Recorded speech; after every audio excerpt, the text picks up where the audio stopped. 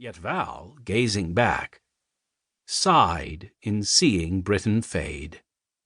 It was not that Britain meant peace and safety, and that ahead in the unhappy land of Thule, death waited their coming.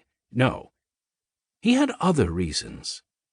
For 12 years, since that fearful night when Sligon's treachery fell upon them like fire and drove them to the sea, far-off Britain had been their refuge and their home.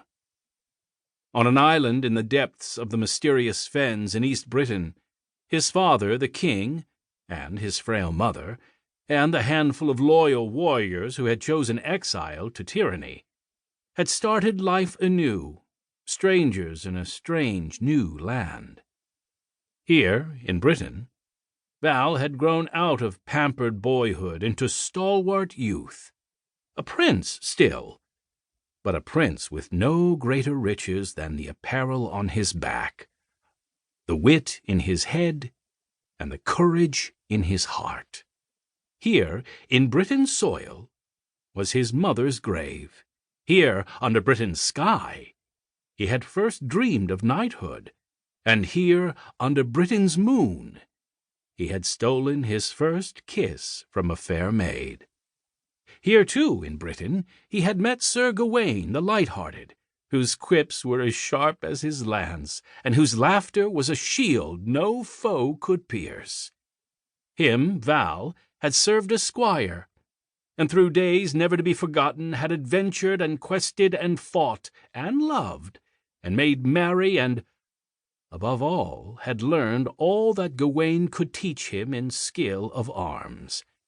And now, at last, Val had won to knighthood, and could sit, a prince among princes, at the great Table Round in that city of marvel, Camelot.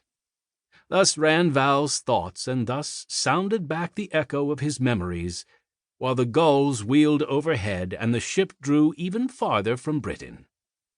Then, of a sudden, Val felt the presence of his father beside him, and of the loyal old warriors, and knew that for them the years in Britain had been spent in dreaming of this day of return to their homeland. To Britain he himself would return later. Now there was another battle to be won. Val swung around and faced forward. To Thule! To victory! Ever north by east the ship sailed, beyond the lands of the Saxon, beyond the nation of the Angles, beyond lands and tribes whose very names were shrouded in mystery. Colder grew the air and angrier the waves, and still they kept to the northward course until rows of jagged cliffs loomed forbiddingly to their right, and they knew they were skirting the coast of Scandia. Excitement mounted. All were aware that Thule was not far off now. At dawn, the next day, Val was aroused by the hoarse shout of the lookout. There, sparkling in the first light of morning, lay the boats and nets belonging to the friendly Thule fishing village whose men had once helped the exiled king to escape the wrath of Sligon. Then the king ordered the ship turned landward, and boldly Val raised aloft the banner of the red stallion under which the king had always fought. From the shore the next instant rose a great cheer of welcome.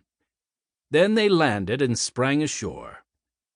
"We have been driven from these shores," the king said, "but now we have returned, never more to leave." Then he put a torch to the ship that all might see he burned his only means of flight. Then followed busy, dangerous days, when swift messengers rode at night into the heart of the country, spreading word of the king's return, and telling of his vow to bring freedom and justice for all. Secretly came many of the Thule nobles to pledge loyalty, and the simple peasants came from far and wide to form a ready army.